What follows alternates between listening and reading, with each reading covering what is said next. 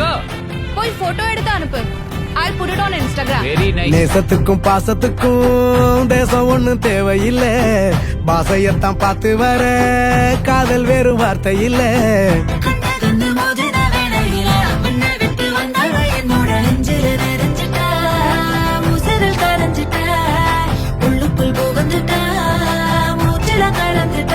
மனசு ரக்க முளைச்சு பறக்குதையாத்தே,